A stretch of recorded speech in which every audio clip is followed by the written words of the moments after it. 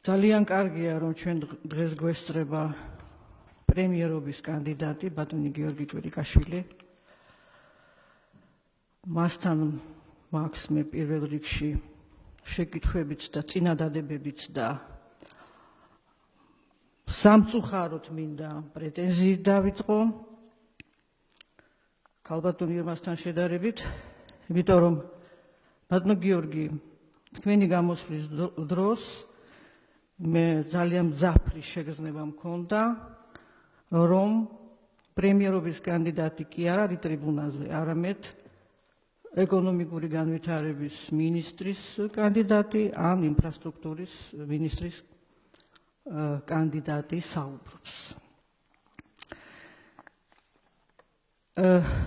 თქვენ დაიწყეთ ეკონომიკური ბლოკით, რაც ძალიან მნიშვნელოვანია, მით უმეტეს იმ ფონზე და იმ ტრაგიკულ ვითარებაში, როდესაც ქვეყანაში არის ასეთი კატასტროფული უმუშევრობა და უმძიმესი სოციალური ყოფა და გაუსაძლის პირობებში ცხოვრობს ძალიან ბევრი ჩვენი მოქალაქე. ეს ყველამ კარგად ვიცით ჩვენ მრავალი წელი. მაგრამ ჩვენი პოლიტიკური გუნდის პრინციპული მიდგომა, გნებავთ მოწოდება, გნებავთ ამოცანა და უპირველესი საკითხი არის და იქნება ქვეყნის გამთლიანება და ჩვენი დროებით დაკარგული ოკუპირებული ტერიტორიების თემა და საკითხი. ჩვენ გვირჩევნა, რომ თქვენ ამ თემით დაგეწყოთ და ეს თემა არ ყოფილიყო რაღაცა იმ ჩამონათვალში მე-20 რიგად აქტუალურ ჩამონათვალში სასიცოცხლო თემებში, კარგ აქტივობებში, რომელიც თქვენ დღეს ჩამოაყალიბეთ, მხოლოდ და მხოლოდ მოსაწონია, მაგრამ ეს არ უნდა გახდეს რიგით თემად და რიგით საკითხად. თქვენ მხოლოდ რამოდენიმე ფრაზით შემოიფარგლეთ, ბრძანეთ, რომ დეოკუპაციის პროცესი გაგრძელდება,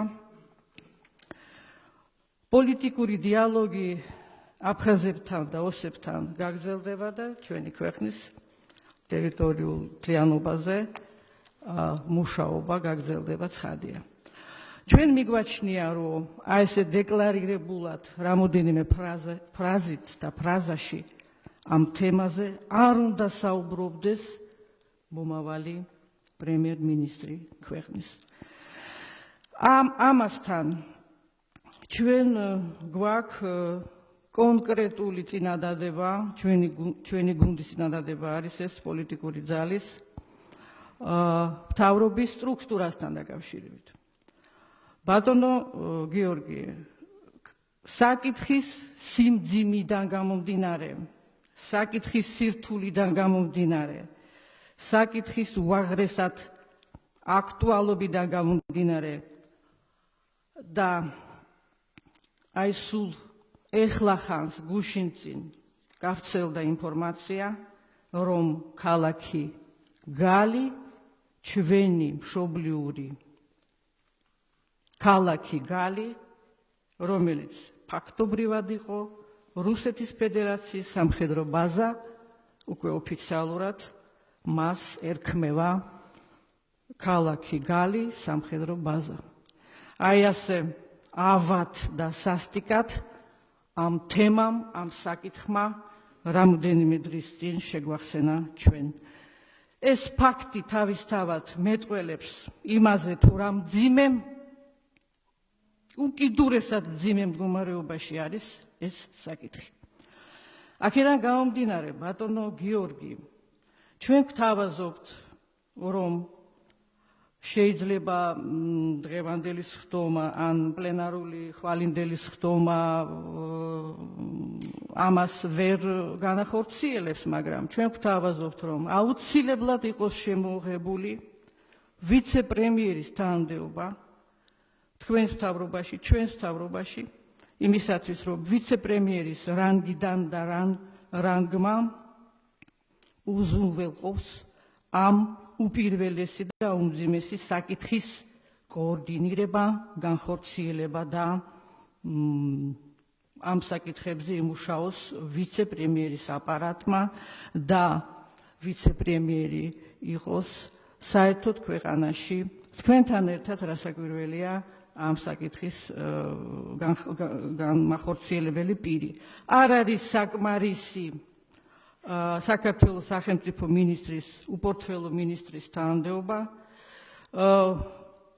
თქვენ იცით რა კომპეტენციის ფარგლებში მუშაობს და რა ფუნქციები აკისრია ამ აპარატს, სახელმწიფო მინისტრის აპარატს. აი ჩვენმა მოსახლეობამ არ იცის და მე მხოლოდ ერთ ფრაზას დავიკითხავ და უკვე მიხვდება ყველა თუ რა სიმძიმის ფუნქცია და ამოცანა აკისრია ამ აპარატს, არადა ამ საკითხებით სრულიად სახელმწიფო და სრულიად სახელმწიფო სტრუქტურები უნდა იყვნენ დაკავებულები. თუნდაც აფხაზეთის ავტონომიური რესპუბლიკისა და ყოფილ სამხრეთ ოსეთის ავტონომიურ ოლქში სამშვიდობო პროცესის საინიციატივო წინადადებების და ფორმატების შემუშავება, შეთავაზება, სამშვიდობო პროცესის წარმართვა და მასში მონაწილეობა. ჩვენ დღეს თქვენგან დამოკიდებულების დაფიქსირება ამ საკითხზე გვინდა, მაგრამ ტექნიკურად ეს როგორ განხორციელდება, რასაკვირველია ამ საკითხის გავლა უნდა და დებატებს მოითხოვს ალბათ პლენარულ სტომაზე და დეპუტატებს შორის. მე არ შევჩერდები აი ამ სახელმწიფო მინისტრის აპარატის მუშაობაზე.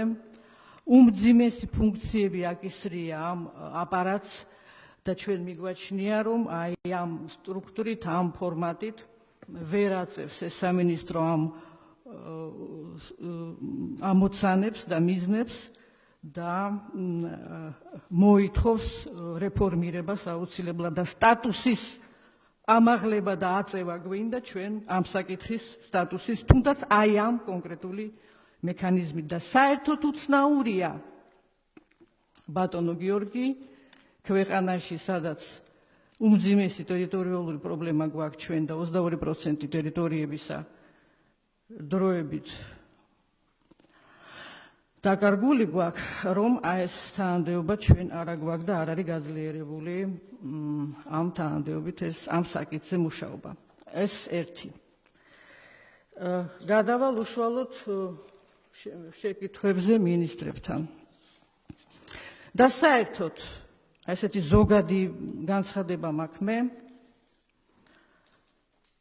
მოდით ყველა ჩვენი ხტომა და შეხვედრა დავიწყოთ ამ უმძიმესი საკითხით. არა მხოლოდ იმიტომ, რომ ეს მძიმე საკითხია და აქტუალური საკითხია, არამედ ამას ძალიან დიდი სიმბოლური, პოლიტიკური და ადამიანური დატვირთვა აქვს. როდესაც ჩვენ ყველა ჩვენ შეხვედრას და ხტომას დავიწყებთ დროებით დაკარგული ტერიტორიების საკითხით. მე მგონი არგუმენტაცია ამას დამატებითი არ სჭირდება.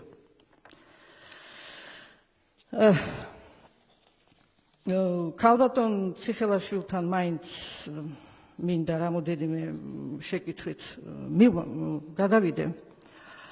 მართლა შეეცოდება ქალბატონო ქეთევან თქვენი უწყება და თქვენი თავი, რომ წაიკითხავს, კიდევ ერთხელ ვიმეორებ, თქვენ რა ფუნქციები და რა ამოცანები გაკისრია თქვენი წესდების მიხედვით. მაგრამ იცით რა, ძალიან ცუდია, რომ თქვენ არ გინდათ თანამშრომლობა.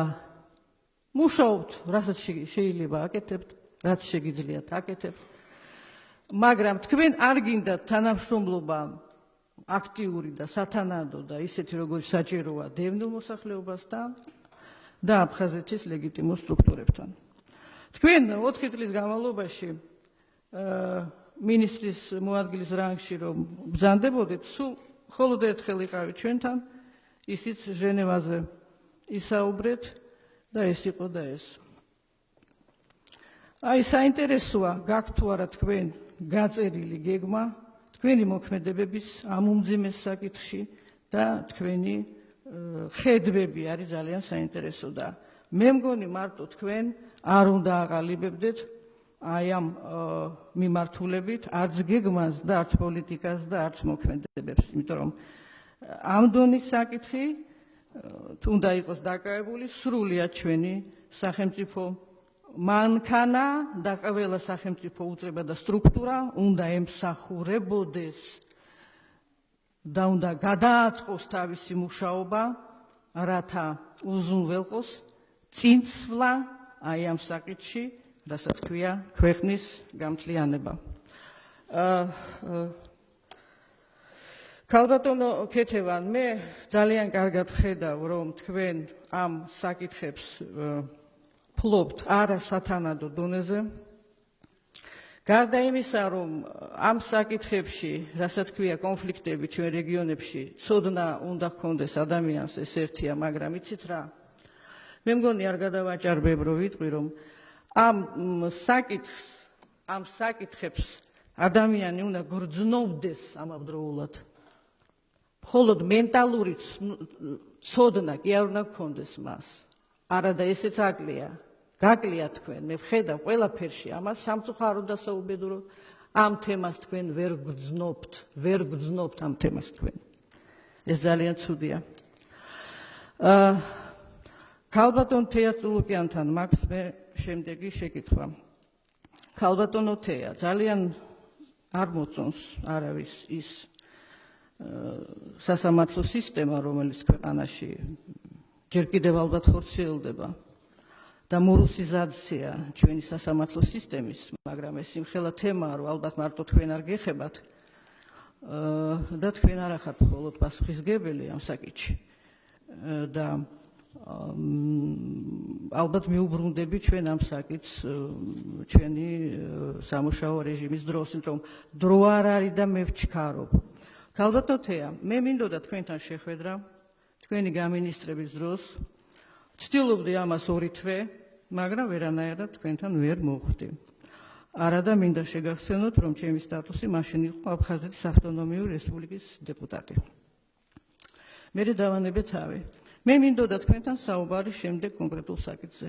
იცით თქვენ თუ არა, რომ ჩვენ დევნილებს, რომ მივიდეთ ჩვენს საჯარო რეესტრში და მოვითხოვოთ, აი მაგალითად მე ჩემის სახლზე, ჩემი სახლის საკუთრების დამადასტურებელი ცნობა, რომ მოვთხოვოთ ჩვენ სახელმწიფო ქართულ რეესტრს კელასურში, ტიმირიაზევის 9 ნომერში.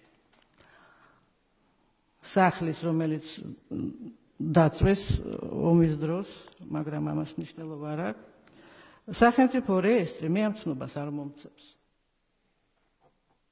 და არგუმენტაცია არ აქვს.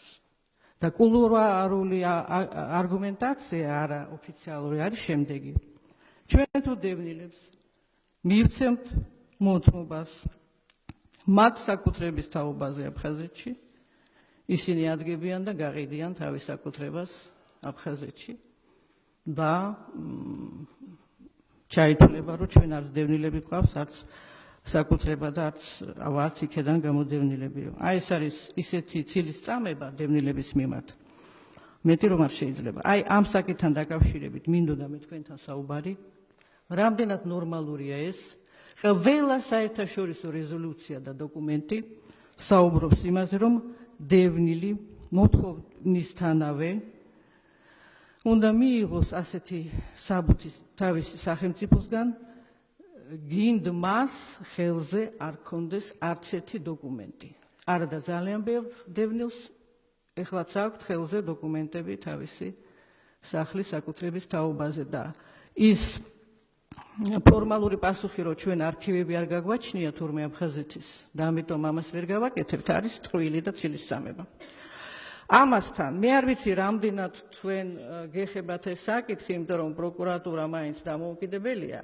პროკურატურის წარმომადგენლები არიან აქ? ეს არიან ქალბატონო ირმა, პროკურატურის წარმომადგენლები? მე მგონი არა. დიდი თხოვნა სტერეოპლუსის ხელმძღვანელობის. ეს არ არის კერძო, ჩვენ არ ვიხილავთ ამას, როგორ კერძო თოვნას.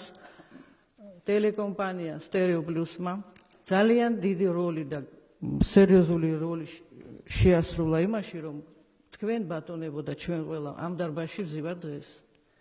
აი ქალბატონი ირმას მიერ, ბატონი გიორგი ლომიას მიერ მოპოვებული კადრები და გავრცელებული კადრები აი ამ Stereo Plus-მა გაავრცელა. მისი ტექნიკური მხარდაჭერით მოხდა ეს. და ბატონი ზილფილიანი ტყე დადიოდა მანქანით, რომ აი ეს სიგნალი და იმპულსი გასულიყო, რათა ეს კადრები ენახა სრულიად საქართველოს. რასთან დაკავშირებით მოვიტანեմ ეს საკითხი. 5 წელია გრძელდება გამოძიება ამ Stereo Plus-ის საკითხზე. სრულიად საქართველოს ნახა პირდაპირ ეთერში, როგორ დაარბიეს ეს ტელეკომპანია და დალეწეს მისი აპარატურა. შური იძიეს ნაციონალებმა როგორც შანსს და რა გახდა ბოლოს და ბოლოს 5 წელი რა თუნდა გამოძიებას, მით უმეტეს რომ ყოფილი პრემიერი ჩვენი ქვეყნის ბატონი ბიძინა ივანიშვილის საქმის კურსია და ყველაფერი იცის, მაგრამ არაფერი არ ხდება და არ წყდება. შემდეგი შეკითხვა ბატონ კალაძესთან. ბატონო კახი, თუ შეიძლება მე თქვენ ამ გრაფიკს გადმოგცემ და მე შეკითხვით მოგმართავთ.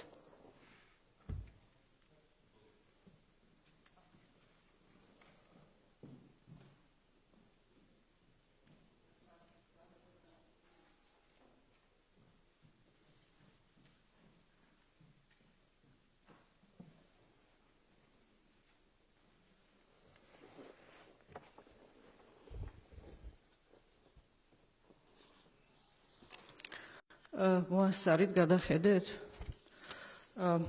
ამ გრაფიკის მიხედვით, ესე იგი, 1 ნოემბრიდან 21 ნოემბრამდე, ანუ ერთი თვეც არ არის გასული, საქართველოს ტელერადიო ცენტრისა და Stereo Plus-ის მონიტორინგის მონაცემების მიხედვით, აი ჩვენი რეგიონების და რაიონული ცენტრების მიხედვით არის შუქის გამორთვის გრაფიკი ნაჩვენები.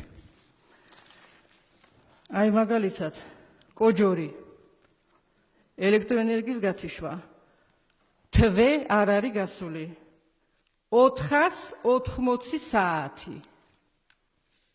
და ეს არის სტრატეგიული ობიექტის და სტრატეგიულ ობიექტზე, რასაც ქვია ანძა და ტელემიმღები, სტრატეგიულ ობიექტებზეა საუბარი. და აქედან გამომდინარე, ესე იგი, რა მდგომარეობაშია მოსახლეობა ამ ქალაქებში. აი ძალიან საინტერესოა. ვიცით ჩვენ, რომ ინფრასტრუქტურა არის ძალიან ცუდ დღეში, ძალიან გვაინტერესებს, როგორ აპირებთ თქვენ ამ საკითხის მოვლას, ცხადი ეს ითხოვს სერიოზულ დაფინანსებას, მაგრამ როდესმე ხომ უნდა დაიწყოს და გაქვთ თუ არა ამ საკითხში თქვენ გეგმა. კიდევ ერთი შეკითხვა თქვენთან კონკრეტული. ბატონო კახი, თქვენ ბრძანდით, რომ და ძალიან კარგი განცხადება იყო, მე ბევრჯერ დავაფიქსირე ჩვენი პოზიცია, რომ მოგწონს თქვენი განცხადება ამ საკითხზე. თქვენ ბრძანეთ, რომ ძალიან ამბიციური გეგმა აქვს თქვენ გუნდს უმუშევრობის დაძლევისა. მხოლოდ შეიძლება მიესალმო ამ განცხადებას, მაგრამ რამდენად ეს ამბიციური გეგმა არის განხორციელებადი და რამდენად პრაქტიკული არის ეს თქვენი გეგმა, ამის თაობაზე თუ არის საშუალება აუცილებლად გვინდა მოვისმინოთ. და ბოლოს თქვენთან შეკითხვა ბატონ კახი. ვერაფრით ვერ დავადგინეთ ჩვენ დევნილებმა და აფხაზეთის სტრუქტურებმა აგვისტოს ომის მერე სტატუსი ინგურ ჰესის. ვის ეკუთვნის ინგური? რა რეჟიმში ხორციელდება მისი ექსპლუატაცია? რაღაცა დივიდენდები მოდის ჩვენთანაც წელიწადში ერთხელ, მწირი. აი ვერაფრით ვერ დავადგინეთ ამ ინგურის ბედიღბალი და თუ შეიძლება თქვენ მაინც გითხარით. და ბოლოს ჩათვალეთ, რომ პირადი შეკითხვა თუ არ ვიცი, როგორ ჩათვლით თქვენ.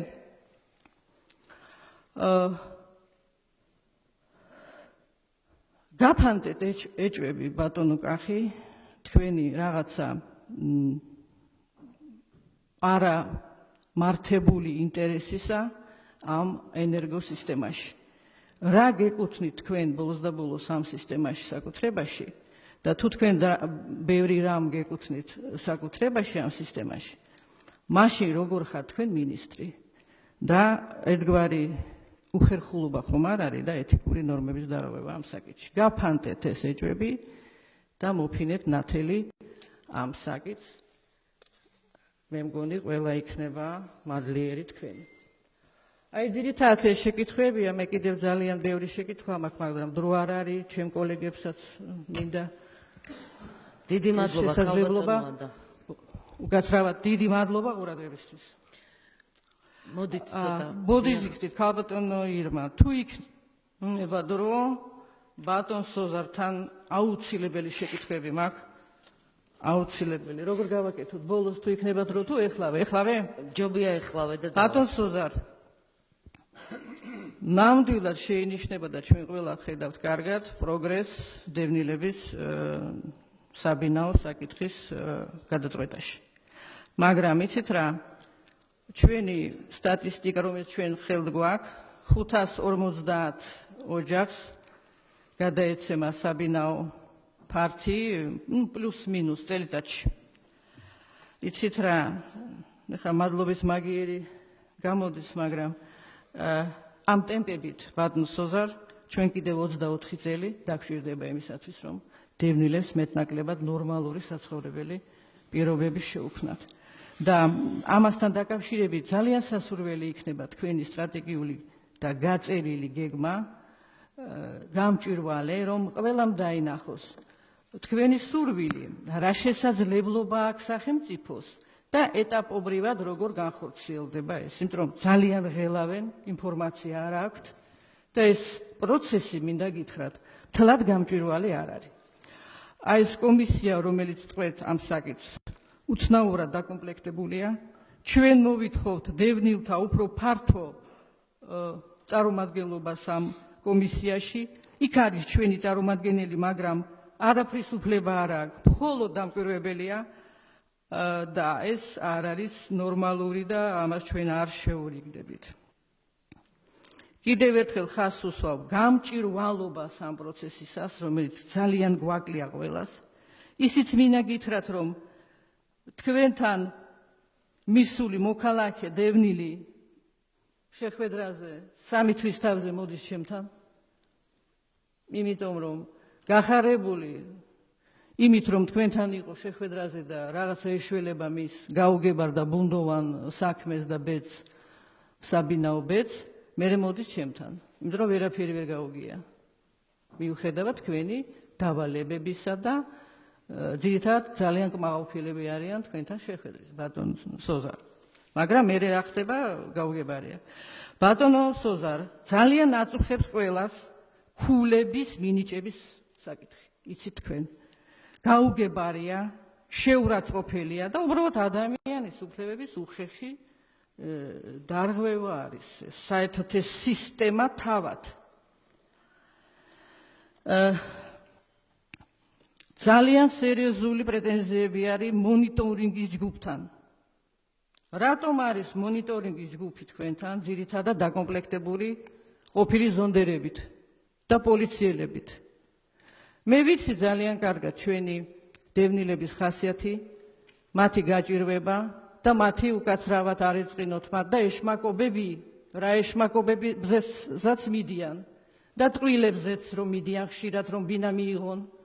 ვინ თუ არა მე ვიცი კარგად ეს, მაგრამ უკაცრავად მონიტორინგის ჯგუფი, რომელიც დევნილის ოჯახში ღამის 2 საათზე აბრახუნებს და რაღაცა ბანდასავით შედის საცხოვრებელში, ეს არის ყოვლად დაუშვებელი და მიუღებელი ცხადია. და ბოლოს ბატონო სოზარ, თქვენ აპარატს, თავად აპარატს სამინისტროსი ძალიან გთხოვთ, განსაკუთრებული ტრენინგი ჩაატარეთ. ვინ თუ არა მე ვიცი, რა მძიმე ხასიათი აქვს დევნილებს როგორი გაღიზიანებულები არიან ისინი თავისი გაუსაძლის ცხოვრებით. პირველ წლებში აფხაზეთი ჩვენ რო დავკარგეთ, მე ჩემ სამუშაო კაბინეტში ცივი წყალი მქონდა აუცილებლად, ვალერიანი, კორვალოლი და წნევის აპარატი. აი ესეთი ხალხი მოდიოდა, გაუბედურებული, ოჯახის წევრები დახვრეტილი, სახლები დამწვარი.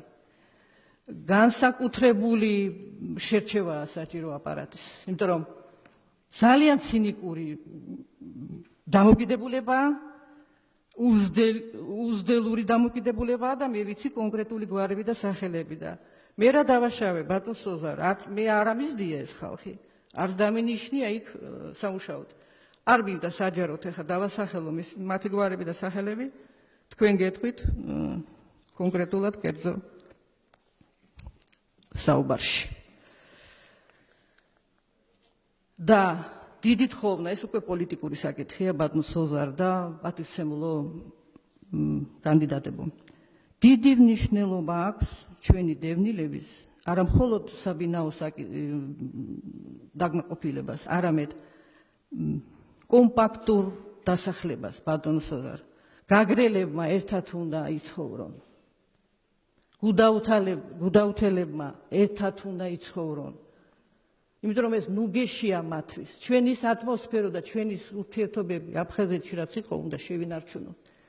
ისინი უზიარებენ ერთმანეთს თავის ცხოვრებას, აფხაზეთზე საუბარს, რა ვიცი, ერთად ტირიან და ერთად უხარია და ეს უნდა შევინარჩუნოთ ჩვენ აუცილებლად.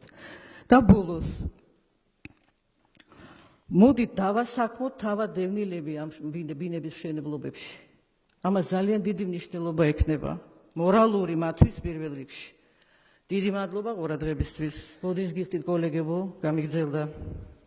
ძალიან დიდი მადლობა ქალბატონო და მინდა ჩემს